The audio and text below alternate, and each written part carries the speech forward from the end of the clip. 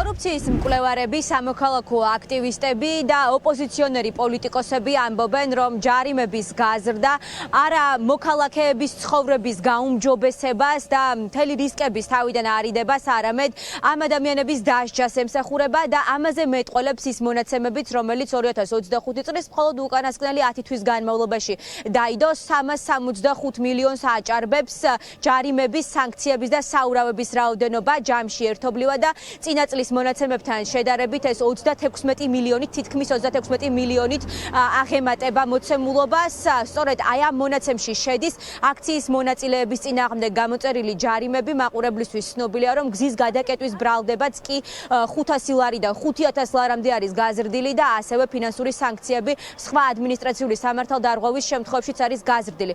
სამოქალაქო აქტივისტები და ოპოზიციონერი პოლიტიკოსები ამბობენ, რომ ერთადერთ რამეს ემსახურება ქართული ოცნების მიერ გადადგმული ბოლოდროინდელი ნაბიჯები, რომ რაიმენაირად ქვეყანაში უწყვეტი პროტესტი, რომელიც წელიწადზე მეტია გრძელდება, შეაჩეროს, ეს ადამიანები შეაშინოს, თუმცა იმასაც ძალიან კარგად ხედავენ, რომ არც ფინანსური სანქცია აღმოჩნდა ამ ადამიანების დამაბრკოლებელი, ამიტომ ახლა უკვე ყველას დაკავებაზე გადავიდნენ. ამ ქვეყანაში ყალიბდება საპოლიციო რეჟიმი, რომელსაც შეუძლია იარსებოს და ამისთვის მას ჭირდება ფინანსური რესურსი და ეს ფინანსური რესურსები ისევ და ისევ მათ შორის იმ მოქალაქეებიდან უნდა რომ ამოიღოს, რომლებიც დღეს შეიძლება ან პასიურები არიან, ან არ უჭერენ ხალხს წინააღმდეგობის მოძრაობას. ანუ ამ ადამიანებსაც კი გაუზარდეს სახდელები, ეს ეგრეთ წოდებული კანონები და გამკაცრებები, რომლებიც რეჟიმმა განსაკუთრებით ბოლო პერიოდში მიიღო, არ მუშაობს, იმიტომ რომ რეალურად პროტესტის სახეზეა, პროტესტი გრძელდება. რაც ამათ გაძარცვეს და რაც ამათ მოიპარეს, იმასთან შედარებით კიდე ცოტა აკლიათ პირდაპირ და გადანიშნულებით, როგორც ბიუჯეტი აკლიათ, ისე გონებრივად აკლიათ დიქტატორული და ავტორიტარული რეჟიმის პირდაპირ ხელწერა. ახალი არაფერი არ მოუგონებიათ, გვაშინებენ, ძალიან მარტივად გვაშინებენ. და ჩვენ არ გვეშინია. ქართული ოცნებას არავინ არ აღიარებს და ეს არის არალეგიტიმური ხელისუფლება, მას უწევს ლეგიტიმაციის ძებნა. თუ ლეგიტიმაციას ეძებნათ, ისინი ხდებიან საერთაშორისო იზოლაციაში, რაც ნიშნავს ნაკლებ ფინანსსაც და ამის ფონზე ჩვენ მათ აქვთ ერთწლიანი უწყვეტი პროტესტი მათი მოწინააღმდეგე მხრიდან და ეს ყველაფერი მათ მარწუხებს, ესე ვთქვათ, მარწუხებში აქცევს და უფრო ასუსტებს. აქედან გამომდინარე უწევთ ალტერნატიული გზების პოვნა, თუ როგორ უნდა შეავსონ, ესე ვთქვათ, ბიუჯეტი და ნუ რა თქმა უნდა, ერთ-ერთ ბერკეტად იპოვეს აქციის მონაწილეების, ესე ვთქვათ, დაჯარიმების ფორმით შევსება ამ ბიუჯეტის.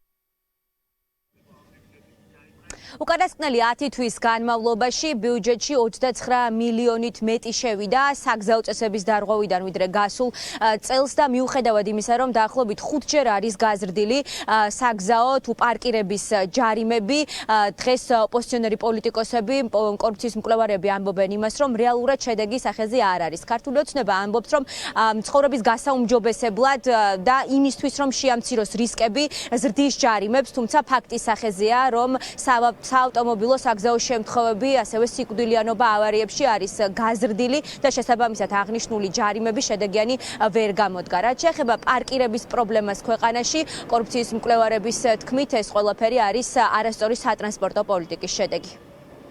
საავტომობილო ჯარიმები, პარკირების ჯარიმები თუ ნებისმიერი სხვა, რომ გადავხედოთ სტატისტიკას, ბოლო წლების განმავლობაში 5-ჯერ გაიზარდა ჯარიმების ოდენობა ჩვენი მოქალაქეების წინააღმდეგ და ამ დროს არც ერთ კომპონენტში არ გაუმჯობესებულა მდგომარეობა, როგორც უსაფრთხოების, ასევე დაცულობის ან თუნდაც კეთილდღეობის ნაწილში. განსაკუთრებით ეს არის საგზაო მოძრაობის წესების დარღვევის საჯარიმო სანქციები, თუმცა წლიდან წლამდე იზრდება ავტოსაგზაო შემთხვევების რაოდენობა და იზრდება სიკვდილიანობა საქართველოს საავტომობილო გზებზე. ეს არის დასტური იმისა, რომ ჩვენ გვყავს ეგრეთ წოდებული ხელისუფლება, რომელიც არ არის ორიენტირებული საზოგადოებრივ ინტერესზე. დიდი რაოდენობით ჯარიმები შედის პარკირებიდან, ადგილობრივ, ასე ვთქვათ, თბილისის მერიის ბიუჯეტში და პარკირებასთან დაკავშირებით ძალიან დიდი პრობლემები არსებობს. პრობლემები არის ის, რომ უბრალოდ თბილისში საპარკინგო სივრცეები არ არსებობს და რაც კალაძე მოვიდა 32000 საპარკინგო სივრცე იყო, რომელიც არ ყოფნიდა თბილის და კალაძემ კიდე 4000-ით შეამცირა ეს რაოდენობა. არ აშენებულა არც მიწისქვეშა, არც მიწისზედა საპარკინგო სივრცეები და შესაბამისად 28,000 ავტომობილის ზევით ნებისმიერი ავტომობილი უკვე არის კანონდარღვევი და ჯარიმდება 50 ლარით. საპარკინგო ჯარიმები გაიზარდა, ეხლა აპირებენ საგზაო მოძრაობის წესების დარღვევისთვის ჯარიმების გაზრდას და ეს ყველაფერი საქართველოს მოქალაქის ტვირთად იქცევა.